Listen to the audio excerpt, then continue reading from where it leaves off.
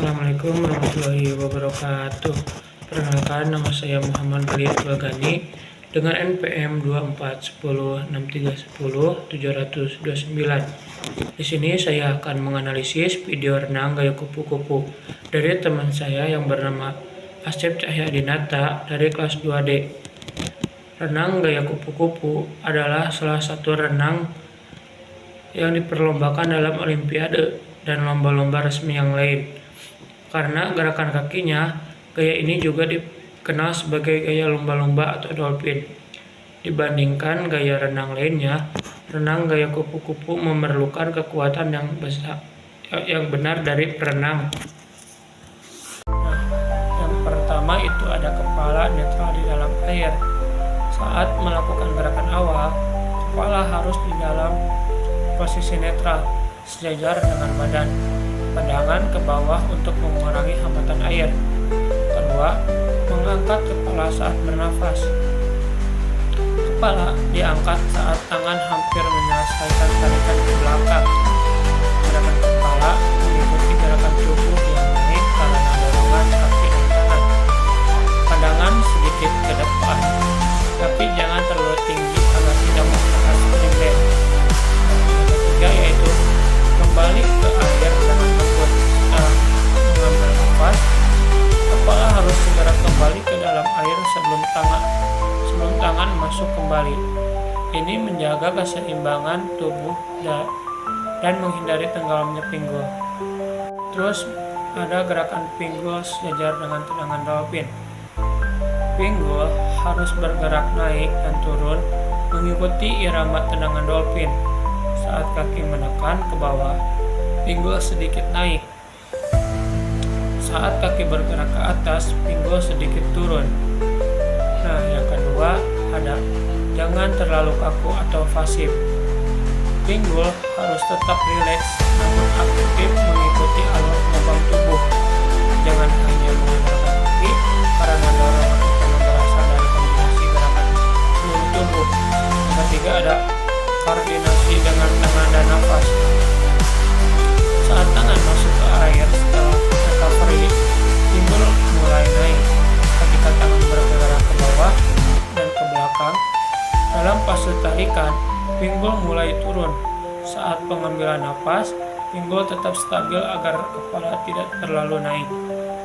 Nah, jadi pada latihan kepala dalam posisi netral, tujuannya membiasakan posisi kepala yang stabil dan sejajar dengan tubuh untuk menghindari gerakan yang berlebihan.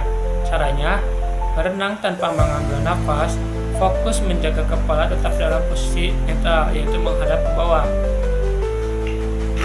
Lihat ke dasar kolam, bukan ke depan. Latihan nafas dengan angkat kepala minimal 2-3 kali. Tujuannya menghindari kesalahan umum seperti mengangkat kepala terlalu tinggi saat mengambil nafas. Caranya, lakukan renang gaya kupu-kupu dengan menggunakan tangan yang lengkap. Tapi saat mengambil nafas, hanya mengangkat kepala sedikit agar mulut keluar dari air. Fokus agar bahu ikut naik untuk membantu pengambilan nafas. Latihan ini bisa dilakukan dengan gerakan tangan satu persatu, single arm butterfly, untuk lebih fokus pada nafas. Terus selanjutnya ada latihan nafas setiap 2 atau 3 siklus tangan. Tujuannya untuk meningkatkan daya tahan dan efisien pernapasan. Caranya, berenang gaya kupu-kupu sambil mengambil nafas hanya setiap 2 atau 3 kali gerakan tangan. Selanjutnya ada latihan dengan video atau sambil bawah air. Tujuannya untuk mengevaluasi posisi kepala secara langsung. Caranya, jika tersedia, gunakan rekaman video saat berenang untuk melihat apakah kepala terlalu naik atau tidak stabil. Kesalahan yang biasa dilakukan oleh pemula yang pertama itu pinggul terlalu rendah, posisi tubuh terlalu tenggelam. Banyak pemula membiarkan pinggul tenggelam terlalu dalam yang menyebabkan tubuh lebih sulit bergerak maju. Penyebabnya biasanya karena kepala terlalu tinggi saat bernapas atau kurangnya kekuatan di inti tubuh.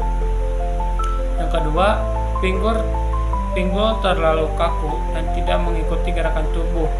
Jika pinggul tidak bergerak dengan baik, tubuh menjadi kaku dan gaya kupu-kupu terasa lebih berat. Nah, terus ada gerakan pinggul mengikuti gelombang tubuh. Pinggul harus bergerak naik dan turun secara alami seiring dengan gerakan tubuh. Saat kaki menekan ke bawah dalam dolphin kick, pinggul naik sedikit. Saat kaki bergerak ke atas, pinggul turun sedikit. Proses selanjutnya ada koordinasi dengan kaki dan tangan.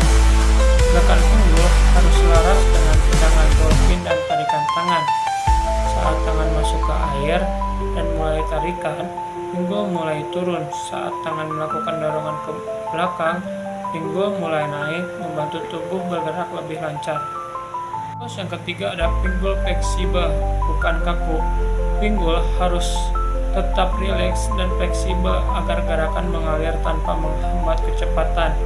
Jangan menahan atau mengunci pinggul karena bisa membuat tubuh lebih cepat lelah. Nah, cara memperbaiki gerakan pinggul dalam gaya kupu-kupu. Yang pertama itu ada real body dolphin. Lakukan gerakan dolphin kick tanpa menggunakan tangan. Fokus pada gerakan naik turun pinggul. Bisa dilakukan dengan tekan tangan atau tanpa alat untuk melatih fleksibilitas pinggul. Yang kedua ada real single up butterfly. Berenang gaya kupu-kupu dengan satu tangan untuk fokus pada ritme pinggul dan tubuh. Pastikan pinggul tetap bergerak alami mengikuti gelombang tubuh. Yang ketiga ada latihan kekuatan inti atau core stretch training. Lakukan latihan seperti plank, sit up, dan back extension untuk memperkuat otot inti yang membantu mengontrol gerakan pinggul. Yang keempat ada berenang dengan snorkel. Gunakan snorkel agar bisa fokus pada gerakan pinggul tanpa terganggu oleh pengambilan napas. Yang pertama ada ankle kaku, kurang fleksibilitas. Yang kedua ada tendangan terlalu lebar atau tidak sinkron. Yang ketiga ada menggunakan kekuatan lutut berlebihan. Yang keempat ada posisi kaki tidak lurus saat tendangan. Saat melakukan dolphin kick, kaki harus lurus ke belakang. Kesalahan yang sering terjadi adalah kaki justru mengarah ke bawah atau ke samping, sehingga tenaga dorongan berkurang.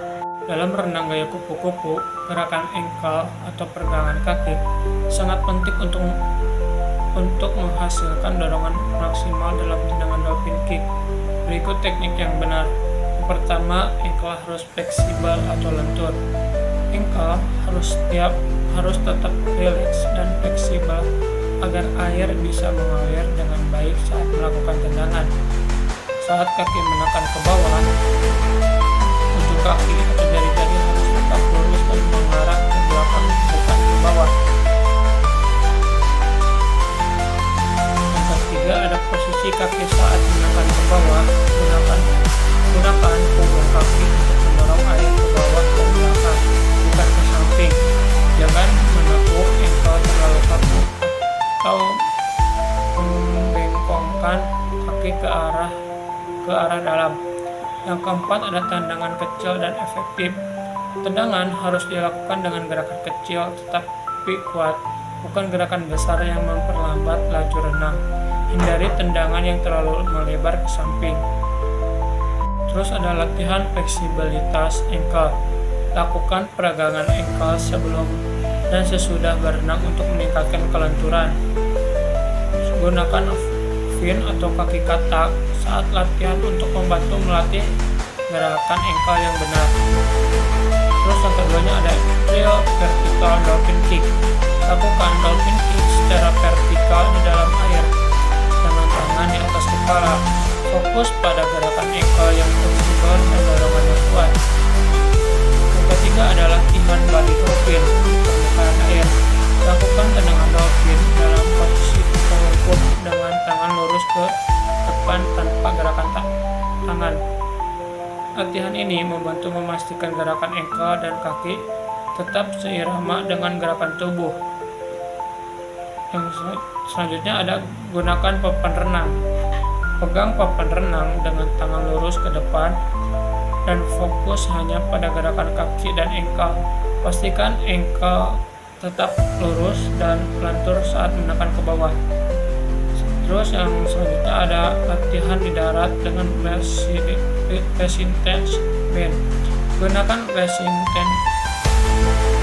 band untuk melatih fleksibilitas dan kekuatan engkel dengan gerakan menekan ke bawah.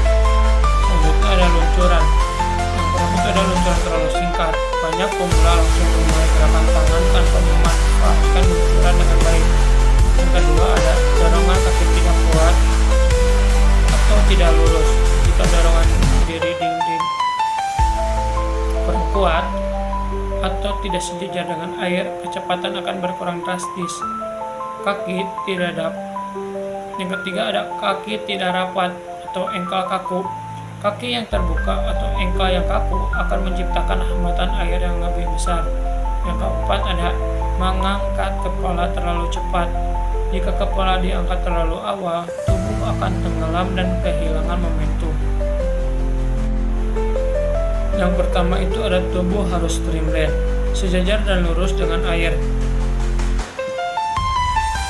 Kepala sejajar dengan tulang belakang, pandangan ke bawah yang menoleh ke depan. Bahu, pinggul, dan kaki berada dalam satu garis lurus untuk mengurangi hambatan air. Tangan lurus ke depan, tangan dapat dengan telapak mengarah sedikit ke bawah. Yang kedua ada posisi kaki dan engkel. Kaki harus lurus mendapat, engkel dalam posisi rileks dan lurus untuk mengurangi hambatan. Yang ketiga ada jangan biarkan pinggul tenggelam.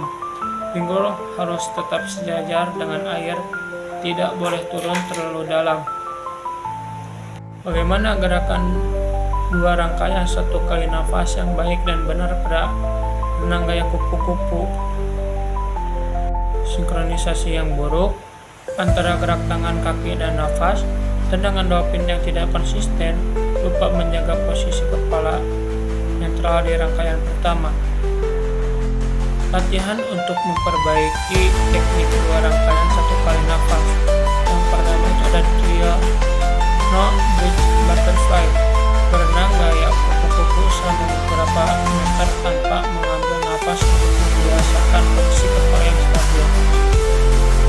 Mungkin cukup sekian video analisis dari saya, kurang lebihnya mohon maaf.